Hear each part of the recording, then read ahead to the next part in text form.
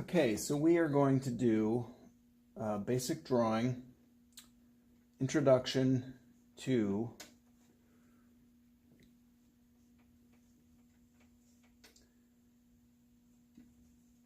value and shading. So we are going to talk a little bit about what each one of these things are. Get a little focus going. There we go. So value is basically your dark, your light, your gray, your white, your black. And value is really, it's 2D. It doesn't really mean anything by itself. So when you think of values, you also have what we would call the value scale. It's not the shading scale, it's the value scale. You use a value to shade, but we'll get to that in a minute. So our value scale is going to have white, then it's going to have a few grays, and then it's going to have, in the middle down there we're going to have lights. I'm sorry, on this end we're going to have lights. We're going to have middle values. We're going to have darks. And I didn't plan this out very well, but on the very end here we're going to have black. And we'll put up a graphic for what this looks like in a finished version here. But basically we make up everything out of our value scale. Color is dependent on value. Any shading is dependent on value. But shading is definitely its own thing, and it uses values to create shading. And when we shade, the sort of finished result of shading is what we would call modeling. So just to be really simple about this, like we would have this would be our value scale. We have whites, lights, middles, darks, and blacks. And then a more finished version of all these is going to be our shaded sphere, or whatever it is we're shading. And basically we use value to create something that's more finished and what we would think of as three-dimensional. So shading is definitely 3D, and modeling, shading and modeling are 3D, and they use the parts of value to create things and make them look real. And it's really important to make sure that there's a distinction in your mind between what value is as 2D and shading is as 3D. Because when we build things, we have to build them out of values, and then eventually they look finished and modeled. So before we get any further with that, we're going to be using our pencil today to create a value scale. And I wanted to go over a little bit as to what's going on with our pencils. Like, how do we even know what to do with our pencil scale? So with pencils, you're going to have this whole range of pencils. You're going to have 9H, 8H, 7H, 6H, 5H, 4H, 3H, 2H, 1H, and then in the middle of this whole scale, you're going to have H, then F, then HB, and then we start with the whole B scale. And the B scale goes all the way from 2B, which you're probably familiar with, all the way to 9B. So on one end of the scale here we have H, and then all the way in the middle here we have things that are more or less in the middle of our pencil range, as far as hardness or softness. Then we have B all the way on the other end, and H stands for hard, and B stands for black. So basically what happens is if I use the same amount of pressure on a 9H, I'm going to get a very soft, almost indiscernible line. If I did the exact same pressure with, say, an HB, the line would be a little harder, a little blacker. And then if I did that same pressure with a 9B, it would be just like jet black, like coal black. And that's really important because there's no way I can use a 9H to get a super, super dark black. There's no way I'd be able to use a 9H and get this.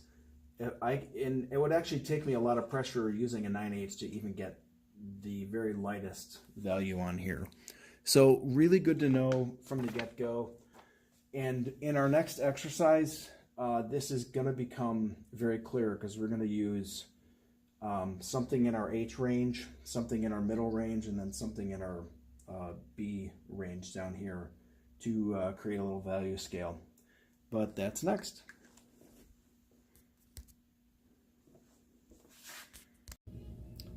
All right, so we're going to make a value scale here. And what we're going to do, we're going to create a long box. We're going to create a long rectangle. We're going to use maybe like a 2H pencil.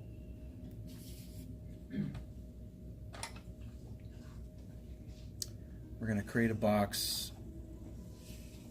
Let's just make it really long, horizontal.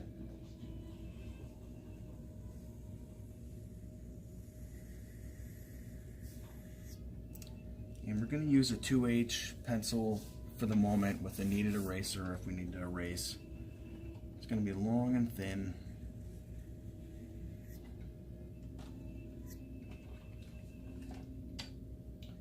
And what we're going to do, we're going to make little boxes here. So make some little tick marks in, and we're going to make it so that it's 11 across.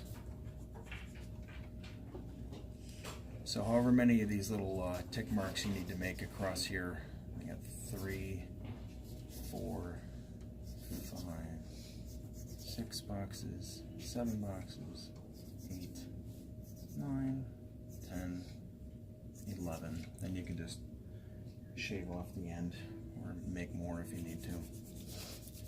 So notice I'm going very light. I'm not trying to blast the paper out here.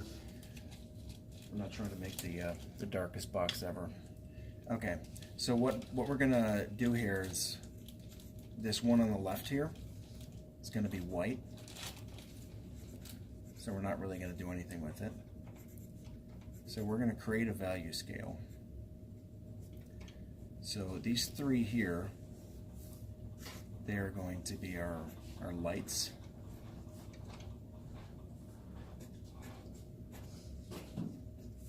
The 3 in the middle are going to be our mid values. These 3 are going to be our darks. And then this little guy in the end is going to be black. Oh, I got it right. There we go.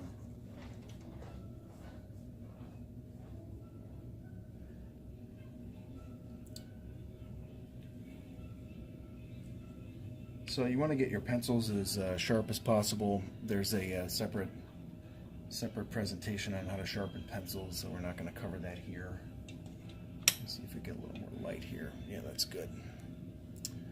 So what I'm going to suggest doing is we're going to use our H pencils. Pick one of each, like 2H, 3H, 4H, 5H, 6H. One of those for your lights. For your mid colors, you're going to use your mid values. You're going to use like HB or 2B. And then for your darks, you're going to use like somewhere between 3B and even up to 9B. And we'll be showing separately what the entire pencil scale is, but for the moment, let's keep it really simple with that. Again, you have a middle, somewhere in the middle there, like a 2B is good. And then obviously your black's gonna be with your super duper darks too. So we're going to start off here on this first one. And what I recommend doing is you're going to create your first value with your H pencil. I'm using a 2H. You could use, like I said, 3H, 4H, 5H, 6H. And what I'm doing is I'm creating a value that's just dark enough to be separate from that white. And at the same time, before you draw, just watch me do this. I'm going to use this same color in this value, and then in this value, and I can even like spill over the edge into my midtones there. And what I'm doing here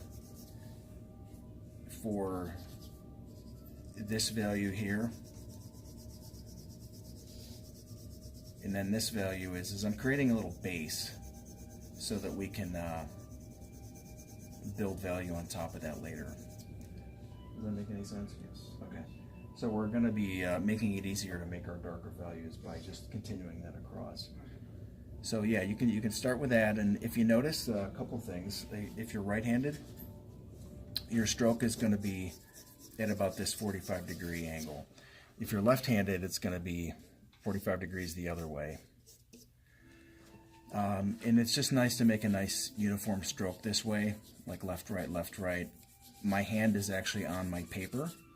My pinky or my palm is on the paper, and I'm doing this way. And if you notice, I'm going left to right, and that's so that I won't mess up what I just did with my work. It's always important, if you're going to pick a direction and you're doing realism, go left to right. If you're right-handed, if you're left-handed, go right to left. So you can also do it another way. You can do little rolling strokes. Either way, your job is to make kind of a neutral, soft application. And as I do this here, you can jump in whenever you want. I'm just going to keep talking. As I get to my next value here, it has to separate from the other one. And I'm going to slightly darken this second value. And then I'm going to use that same value to go to my third value here.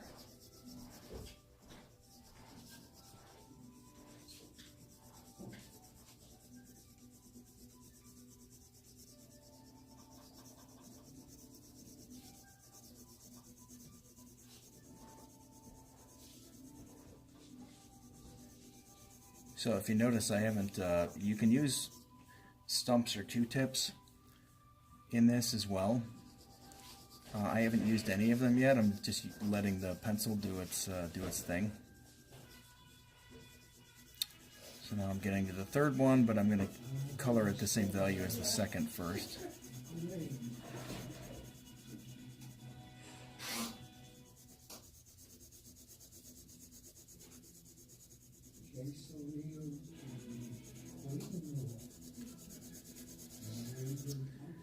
So in any good realism with pencil drawing, or with charcoal really, but in particular with pencil, you really need to layer your efforts, because otherwise you get a kind of a shininess with the pencil.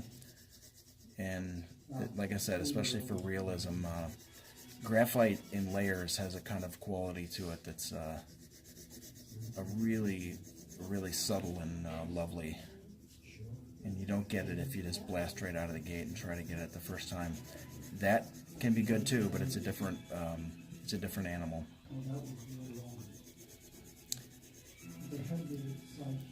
So one of the biggest things with your value squares is that they have to be different than the one next to them. So there should always be a jump. This guy can be slightly darker. And also, you're really not going to see. You're not going to see where you went off with all your squares until you get to the end.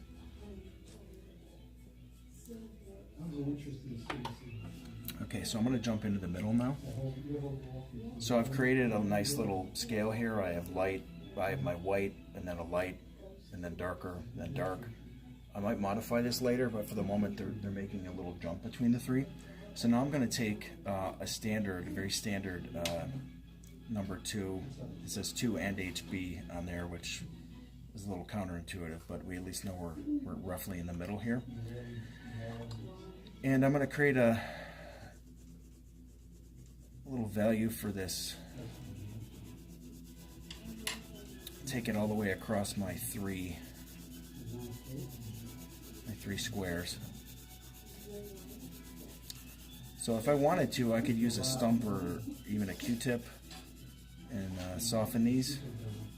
I'm going to try doing it with just a pencil, just for the sake of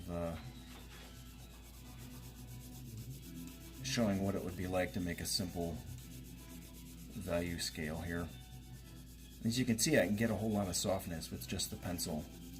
And if I need to fill in the little holes, I can change the angle of the pencil. So I'm going the same angle. If I need to fill in the hole, then I tilt the pencil, fill in the hole, and then sort of rub and disperse it with the pencil at the same time. So I'm actually changing the angle of the pencil on the paper depending if I need to fill in little gaps.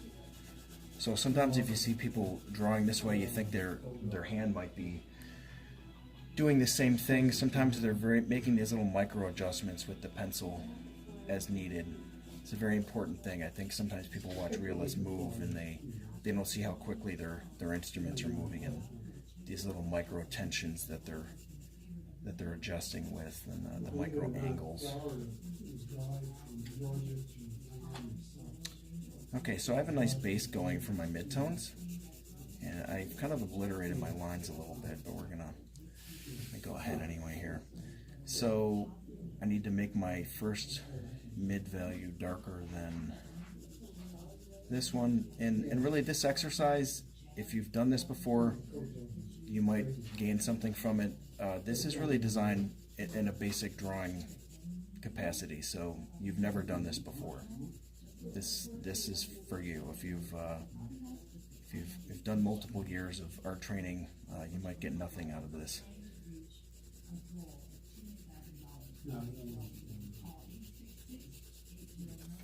Alright, so now we have a basic mid-tone, and I'm gonna make the one next to it that dark too.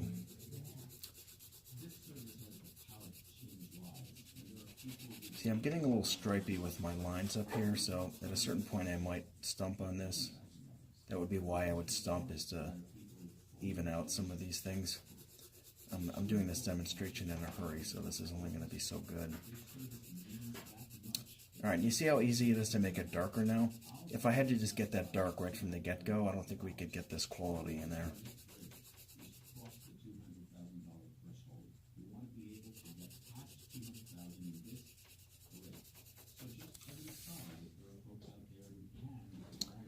Go to the last one, and I can make that as dark as that one.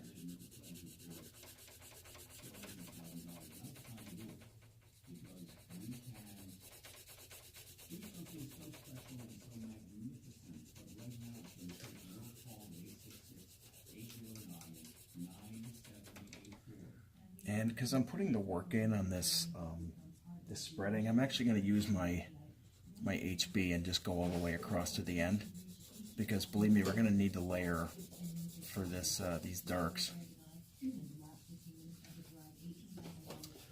Got a little something underneath there. Yeah, if there's anything underneath your paper, there's you see how I'm picking up this little dark notch there?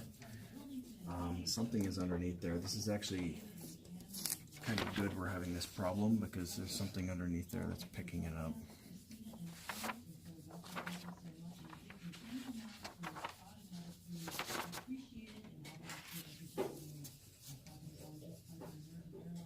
No idea why that's happening.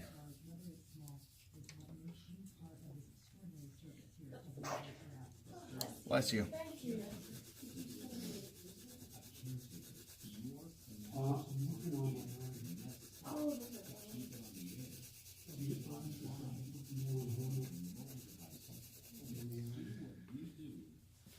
Okay, so I'm taking my value all the way to the end here. I have a question about social graces regarding blessing people. At what point, if somebody sneezes, is it blessing too many times? Like, let's say you sneeze 2 or 3 times in a minute and you continue sneezing. Like I guess you, it depends on how loud you say it. It can last more than one. yeah, because like after 2 or 3, it's like, well, if I keep saying it now, it's awkward because you might be embarrassing them. Yeah. Well, my father gives bonuses of 10, for example. You can do 10 and You you can know put it in your it's pocket and save it for a rainy season. because you know someone is going to sleep several times. So does he state that it's a bonus though?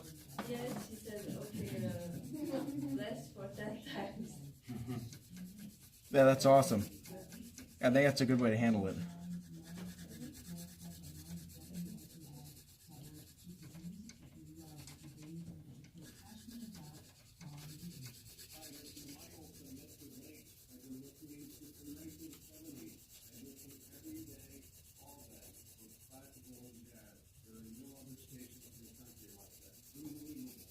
Okay, so as you can see here, I just took my my midtone value and I extended it across. So now I'm in a really good position here. I can use my,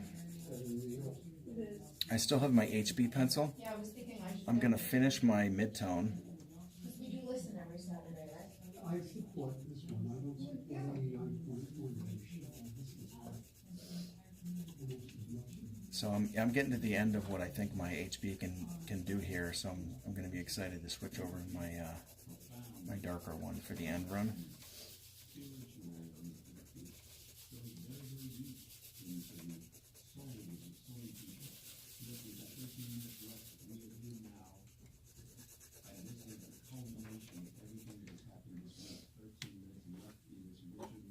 All right, awesome. So I'm switching to a 5B for my my darks here. So if you really wanted to do this exercise and you wanted to get exact with your darks, you could get a printed value scale and put it up next to what we're doing. And I didn't put out this sheet for this, but I'll do that in a minute. I'll show the value scale up here. But for the sake of just doing this, and if you've never done this before, it's kind of nice to just kind of play with this right now. So as you can see on my 5B pencil, I have a very long point. Once I start pushing a little harder here, that point might break and we might need to switch to a blunter instrument. There's only so hard you can press with a very long needle. So if in this series there's a separate video on pencil sharpening, which you can access if you're wondering how do we get this long point here.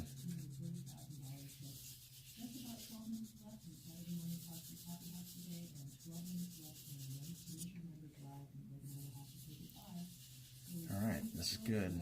Getting some darks in here.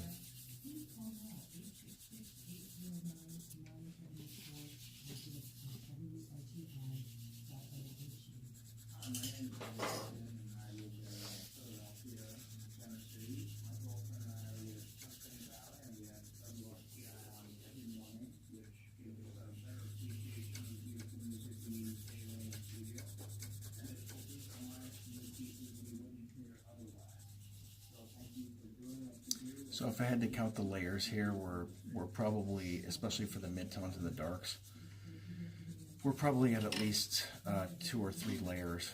If you're doing a black and you go right at the black, like meaning direct, and you want to get a black directly, 1, you're probably going to make it really shiny, and 2, you're going to take a lot of work trying to fill in all of these gaps in here. That's actually going to be your biggest chore. You have a really dark one. Yeah. You have a blunter edge on this, so I wanted to show this with this. So let's say I do that, and I'm like, hey, I want to get it dark right away. Now I have to fill in all of these little holes. So you're really going to have to fill all of that in anyway. And what I'm trying to do here with my layered approach is building up a more subtle gradation in how we're applying it, and it should look sort of velvety and smooth and a little more luscious and controlled, even, if you want to put it that way. One of the things I love about exercises like this, the value exercise, is it's kind of like musical scales. So if you can't really do it while seated at a piano in a controlled environment, then there's really no reason why you'd be able to hit that note that you want to hit sort of in the heat of passion while you're singing.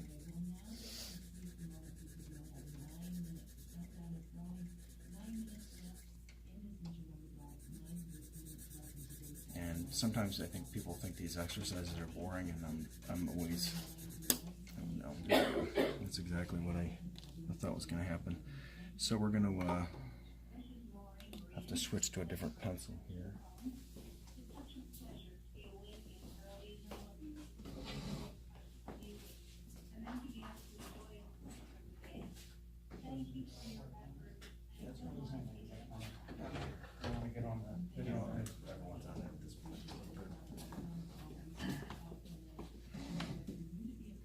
Yeah, did you have a question, John? No. Okay, so I switched to a 6B pencil. This pencil's right at the end of its life here. It's very, very stubby. It is, however, almost perfect for this because I can angle this slightly more. Notice I'm not going hard this way.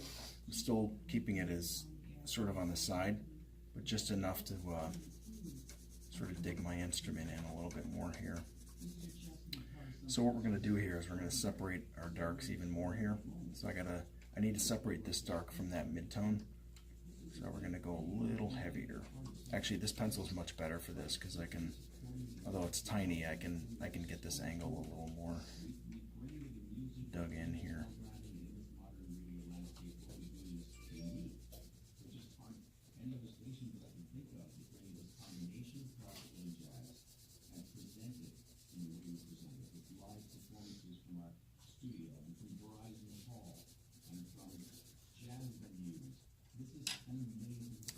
Okay, so this dark separates from that mid-tone, but now I'm trying to get this dark separated from the one next to it. So I have to press even harder.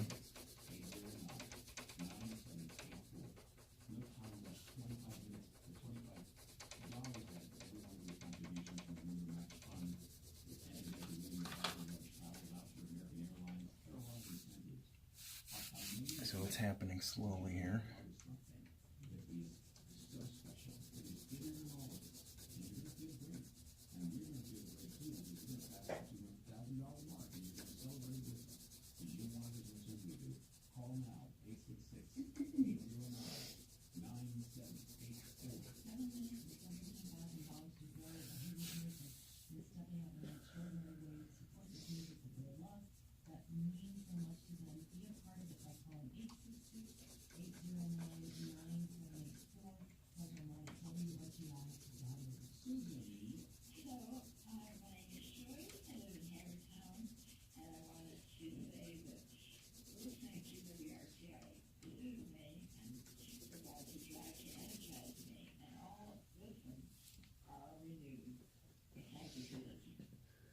So we are getting there.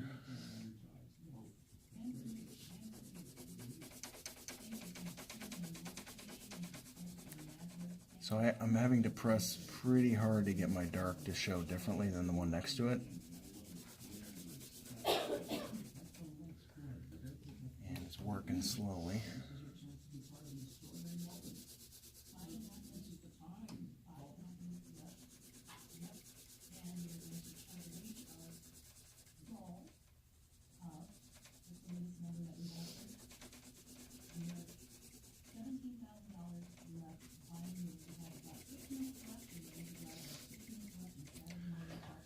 So on my darks here, I'm probably, as I'm getting to this dark here, I'm not even at black yet. I've probably done this 4 or 5 times in hard pressing.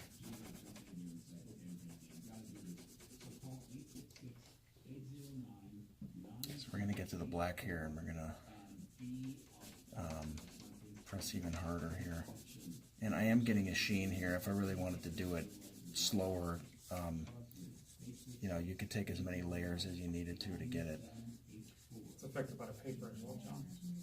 Yeah, absolutely. If your paper's too thin, it's going to be a little harder to build up. But pencil generally tends to build up on all sorts of images, or all sorts of qualities of paper.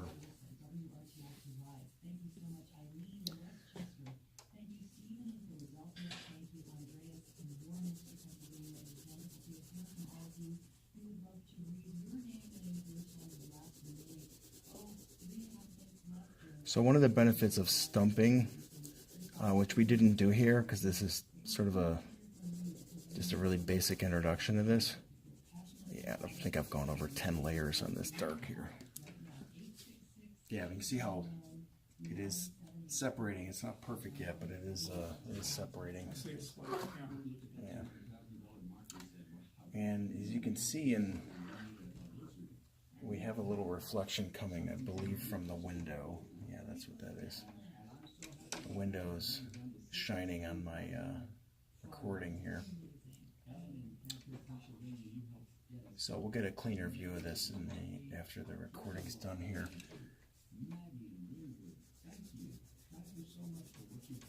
How about if you were to cross hatch, would that make it darker? If you were to go in the opposite direction? It might not hurt because you're covering space a little bit differently, and maybe you get out of the ruts that you went with the other direction. But yeah, you can see how tough it is to get that dark going there. But now we get a basic idea of what's happening. So that's the exercise, is to try to get as much of that in as you can.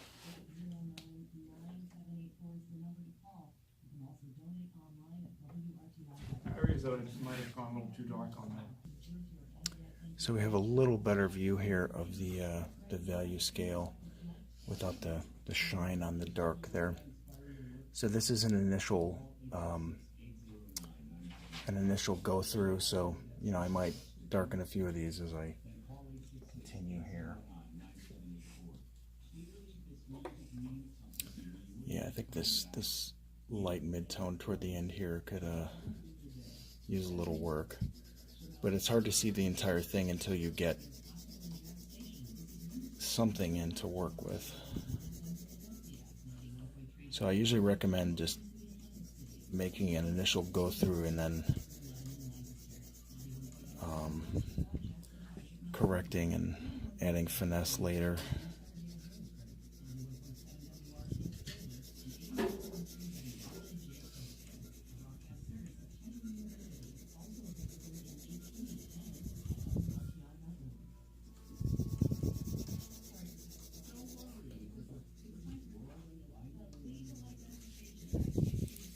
So another way you could do this also is to use I'm using I think a 2H or a 3H inside my mechanical pencil here, and I'm going over the midtones with it as well because it's going to add subtlety to it in between these values.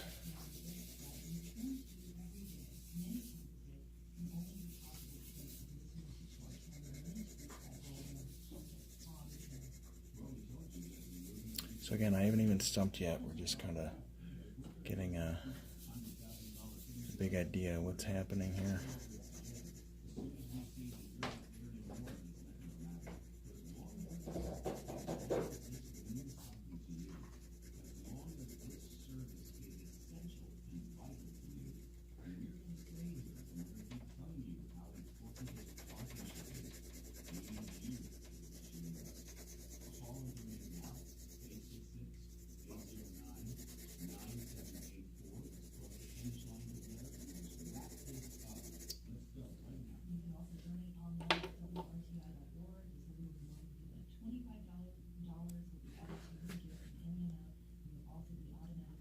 This sphere exercise is one of my favorite ways to get into how value starts turning into shading.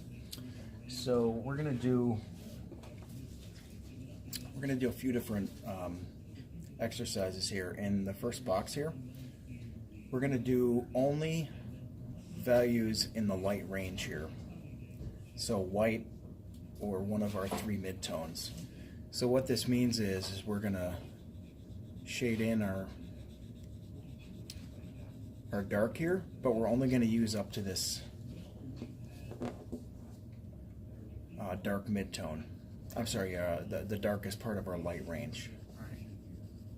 I'll show you what that means here. You can just watch me do the first one here. So if you didn't have this handout, you could just sketch in this ball, very similar to this. So we have a dark on the outside, a mid-tone here, and then a light on this side. And I'll show you what that looks like very soon here. You're going to see this. So I'm just doing this flat. I'm not trying to shade it. I'm not trying to turn it. I'm not trying to make the best sphere in the universe. The next one here, I'm going to make it this value. So it's going to be a little lighter.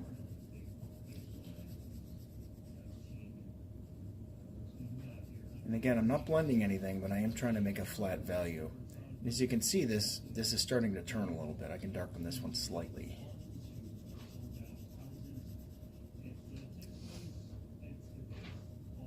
What I always love about this is it gives you the understanding of what a ball is without really doing much.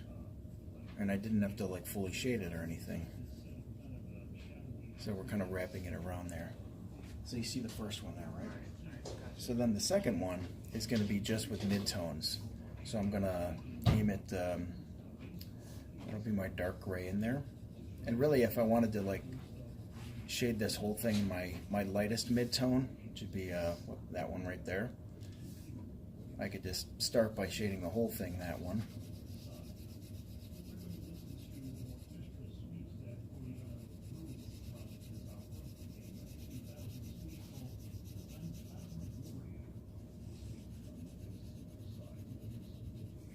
Okay, so then I can darken this one here. Actually, I'm going to switch to my HB pencil.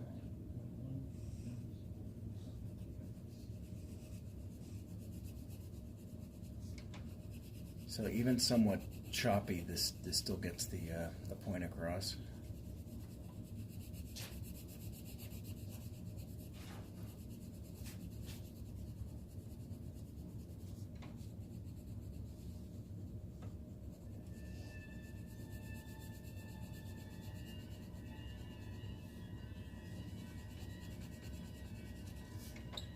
So what you don't want to do is go too dark with your dark. You want to make sure it's still understood as a mid-tone, like from a distance. Do a little erase there. But I'll let you finish that.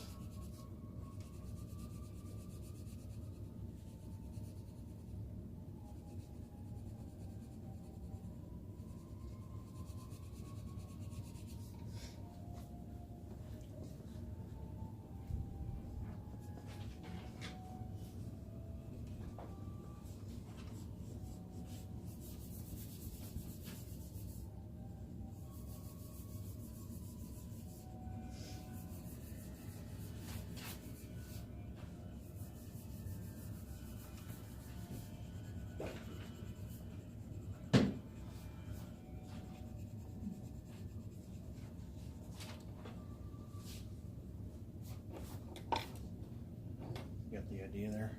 No, you have 4 of them there. So you have the lights, mid-tone, and dark. We got What's a the dark, fourth? dark in terms mid, of and the then boxes that you have going there.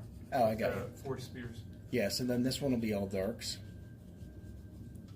and then this one will be full scale. Ah, okay. So yeah, we'll get these in here too. So I'll do the full scale one next year.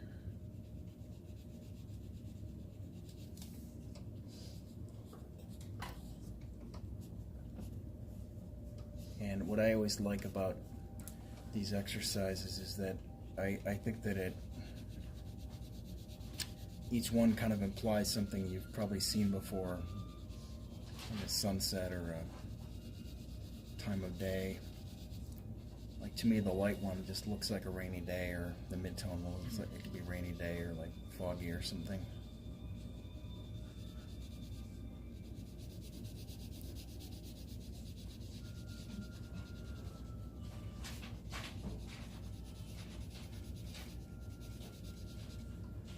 So you can be as broad or as precise as you want to be with your scale.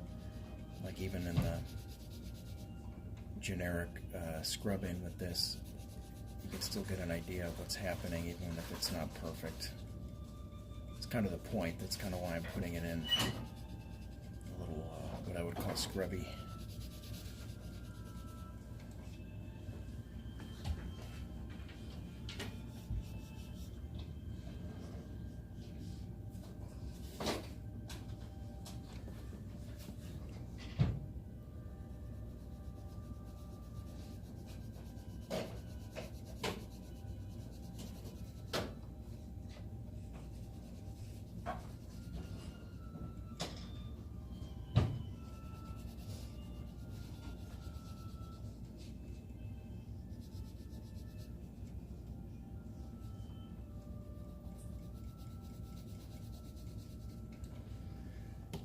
So I can make this a little darker. Do you have like a 6B I can borrow? Yeah, you can find it, it's in here somewhere. I'm gonna 4Bs. Sure. Yeah, That's, so that's the nature. my other pencils. It's here, John. That's on your B. It's a 6B also. Okay. All right, so here we go. Get this guy a little darker. Good. I don't know why that ran out. Okay, so we're gonna continue with our darkest dark over here. Yeah, so I got a nice 6B here. We're going to crank up this dark all the way. And one thing I always find when you're doing something like this with the sphere especially, the more you darken it, the tougher it is, because you're going to have a bigger dynamic range to control, and everything that is wrong with it is really going to stand out because now you're... I'm going to switch to my HB, because now you have to take responsibility for this big giant jump between your parts. I see. So in a sense, the lighter ones are much easier to operate. But that means your basic shape has to be in there to make the viewer believe it.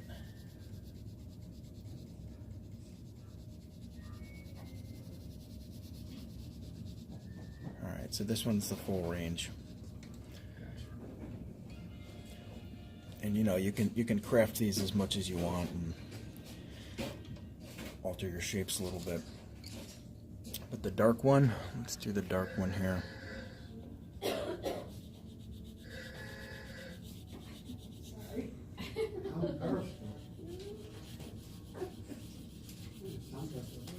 that call back to the cruise ship or something? Yeah, come back.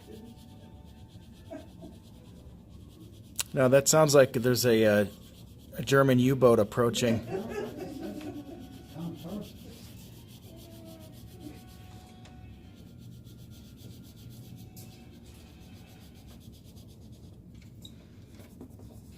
I can even smear this a little bit.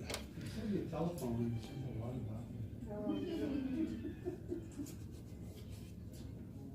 take it over my job, Tom?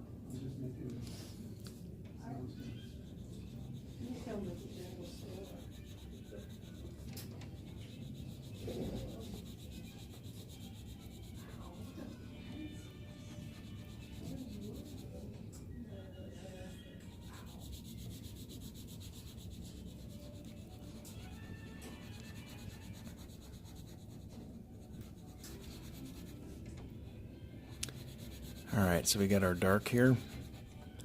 We'll have our other dark. And I could continue darkening this. Really, this is kind of at the level of a mid-tone here.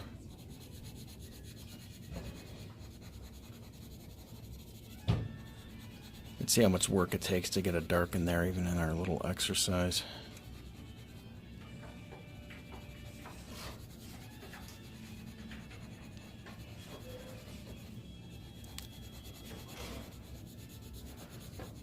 So what I like about this as a beginner exercise is it just shows you the basics of how to put in, how to lay in value patches. Because again, we're not even talking about shading right now. We're really just talking about laying in values, and that begins to create, you know, believable form or not believable form. And again, you even have context here. This could be dawn. This could be a foggy day. This could be at night, obviously, in a dark room. This would be midday light. Like I would look outside right now, it's about 12 or 1 o'clock. It's like there's this shadows and then the bright raking light of the sunlight. So it gives you a lot of context there. So if we do the one side, then we have the same exercise on the other side, but we have it with our box here. So if I was going to do the same thing over here, I would have a light which would connect up this shadow into the side of the box. Just doing our light range here, the top of the box would be our lighter value. And then this would just be the paper color for our light. Then you do the same thing over here for your mids.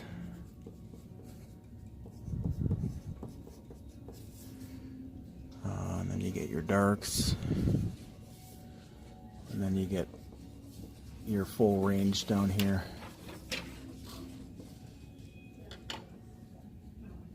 Yeah, you do the same thing.